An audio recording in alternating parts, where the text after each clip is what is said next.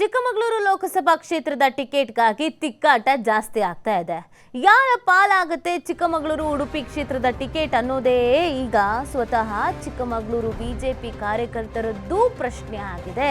ಯಾರಿಗೆ ಟಿಕೆಟ್ ಕೊಡ್ತಾರಪ್ಪ ಇವರು ಅಂತ ಟಿಕೆಟ್ ವಿಚಾರದಲ್ಲಿರುವಂತ ಗೊಂದಲವನ್ನ ಸ್ವತಃ ಶೋಭಾ ಕರಂದ್ಲಾಜೆ ಅವರು ಒಪ್ಕೊಂಡಿದ್ದಾರೆ. ಹೌದು, ನಮ್ಮಲ್ಲಿ ಗೊಂದಲ ಇರೋದು ಹೌದು ಅಂತ ಹೇಳಿದ್ದಾರೆ.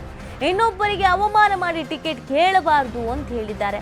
ಆದರೆ ಅದೆಲ್ಲ ನನ್ನ ಕ್ಷೇತ್ರದಲ್ಲಿ ನಡೀತಾ ಇದೆ ಅಂತ ಕೂಡ ಮಾತನಾಡಿದ್ದಾರೆ. ಟಿಕೆಟ್ ತೆಗೆದುಕೊಳ್ಳೋಕೆ ನನ್ನ ವಿರುದ್ಧ ಷಡ್ಯಂತ್ರ ಮಾಡ್ತಾ ಇದ್ದಾರೆ. ಸಿಟಿ ರವಿ ಟಿಕೆಟ್ ಕೇಳಿರೋದು ನಿಜ ಅಂತ ಸಂಸದೆ ಶೋಭಾ ಕರಂದ್ಲಾಜೆ ಅವರು ಮಾತನಾಡಿದ್ದಾರೆ.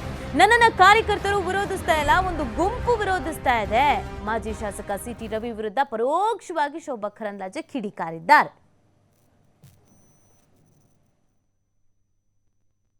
ಕಾಂಪಿಟೇಷನ್ ಇರೋದು ಸಹಜ, ನಮ್ಮಲ್ಲೇ ಕಾಂಪಿಟೇಷನ್ ಇರೋದು ಸಹಜ, ಇದು ಸತ್ಯ ಮತ್ತು ಇರಬೇಕು. ನಮ್ಮ ಪಾರ್ಟಿಯಲ್ಲಿ ಇಲ್ಲಿ ಕೂತಿರುವಂಥ ಎಲ್ಲ ಕಾರ್ಯಕರ್ತರಿಗೆ ಕೂಡ ಟಿಕೆಟ್ ಕೇಳುವಂಥ ಹಕ್ಕಿದೆ.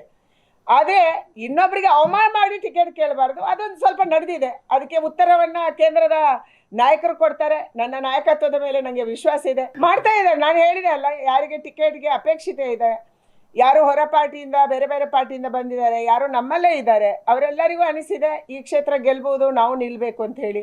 ಅದಕ್ಕಾಗಿ ಟಿಕೆಟ್ ತಗೊಳ್ಳೋದು ಹೇಗೆ, ಟಿಕೆಟ್ ತಗೊಳ್ಬೇಕಂದ್ರೆ ಇಂಥ ಹಲವಾರು ಷಡ್ಯಂತ್ರಗಳನ್ನು ಮಾಡಬೇಕು.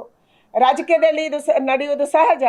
ಅದರಿಂದ ನಮ್ಮ ಕಾರ್ಯಕರ್ತರು ಯಾರು ವಿಚಲಿತರಾಗಿಲ್ಲ, ನಮ್ಮ ವೋಟರ್ಸು ಯಾರು ವಿಚಲಿತರಾಗಿಲ್ಲ. ಒಂದು ಚಿಕ್ಕ ಗುಂಪು ಇದನ್ನು ಮಾಡಿದೆ, ವ್ಯವಸ್ಥಿತವಾಗಿ ಮಾಡಿದೆ.